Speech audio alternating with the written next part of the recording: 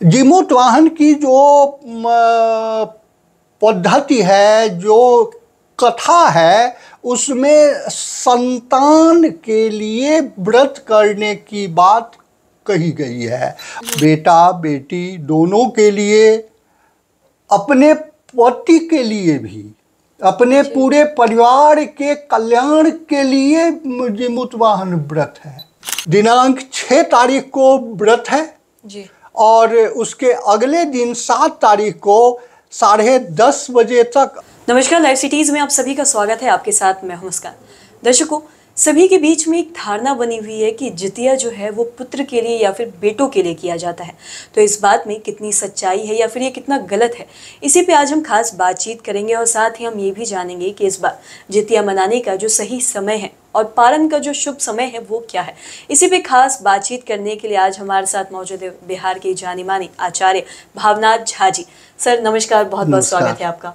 Sir मैं आपसे ये जानना चाहूँगी कि लोगों के बीच में एक धारणा बनी हुई है कि जितिया है जो सिर्फ पुत्र के लिए, बेटों के लिए किया जाता है, तो इसमें कितनी सच्चाई है? क्या जिनके पुत्र नहीं हैं क्या वो भी जितिया कर सकते हैं? बिल्कुल कर सकते हैं।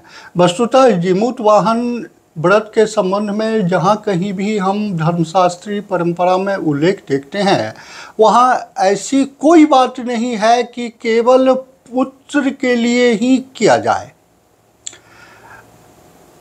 सबसे बड़ी बात है कि संस्कृत भाषा की जो अपनी अर्थ शैली है, उसे नहीं जानने के कारण लोगों में इस प्रकार की अवधारणा आ गई है। वस्तुतः पुत्र शब्द का जो अर्थ है, उसमें संतान के अर्थ में, एक अर्थ में पुत्र शब्द केवल बालक के लिए हुआ है, माने बेटे के लिए, और दूसरा जो उसका सामान्य अर्थ है उसमें पुत्र पुत्री दोनों के सम्मिलित रूप के लिए भी पुत्र शब्द का कई जगह व्यवहार हुआ है।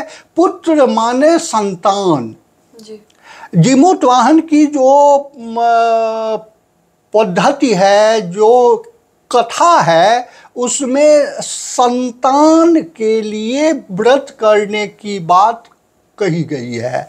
वहाँ पर एक कथा में 7 पुत्र की बात है, वो मलयवती वाली जो कहानी है, लेकिन उसमें भी व्रत क्यों करते हैं जी, इसका जहाँ पर उल्लेख आया है वहाँ पर पुत्र शब्द का व्यवहार नहीं है जी। संतति हेतवे। अब लोग समझ लें कि संतति का क्या अर्थ होता है। संतति माने बेटा बेटी दोनों। लोगों में संस्कृत भाषा की जो शैली है उसे नहीं समझने के कारण यह भ्रांति फैली हुई है। इसे धर्मशास्त्र की दृष्टि से एकदम बेबुनियाद मैं कह सकता हूँ। बेटा बेटी दोनों के लिए, अपने पति के लिए भी, अपने पूरे परिवार के कल्याण के लिए जीमूतवाहन व्रत है। इसमें 2 जन्मों की कहानी है। एक जन्म में वो व्रत के बीच में से ही पारण कर लेती हैं भूख के चलते, जिसके कारण अगले जन्म में उनके 7 पुत्र नष्ट हो जाते हैं, मर जाते हैं। दूसरी जो होती है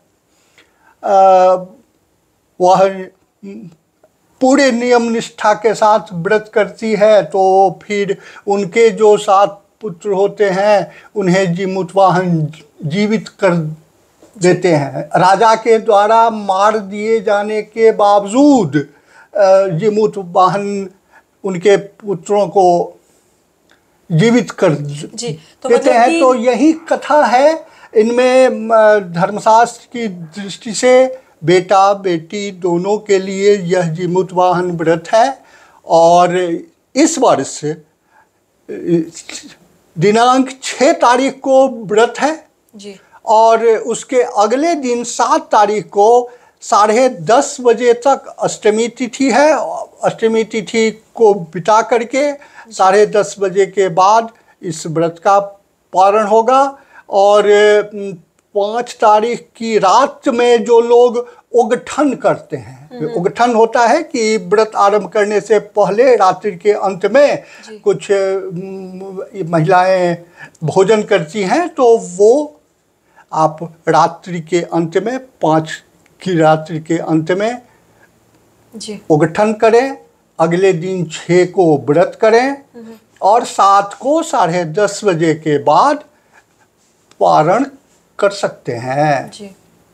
जी सर, बहुत बहुत शुक्रिया सर ये तमाम जानकारी देने के लिए। जो तमाम जानकारी हमारे जो दर्शक हैं उनके लिए बहुत ही लाभदायक है, और खासकर महिलाओं के लिए, जो भी महिला जितिया करने वाली हैं उनके लिए विशेष जानकारी है कि कब उन्हें पारण करना है, और साथ ही शुभ तिथि क्या है जितिया करने की। और साथ ही जो लोगों में एक धारणा बनी हुई है कि जितिया है जो सिर्फ पुत्रों के लिए और बेटों के लिए किया जाता है, और जैसा कि आचार्य जी ने बताया कि धारणा बिल्कुल ही गलत है, ऐसा नहीं है। हम बेटी के लिए भी कर सकते हैं, पुत्रों के लिए भी कर सकते हैं, बेटों के लिए भी कर सकते हैं। तो दर्शकों, ये जो तमाम जानकारी है आपके लिए लाभदायक रही हो तो हमारे चैनल को सब्सक्राइब करें, हमारे फेसबुक पेज को लाइक करें। वीडियो देखने के लिए आपका बहुत बहुत धन्यवाद।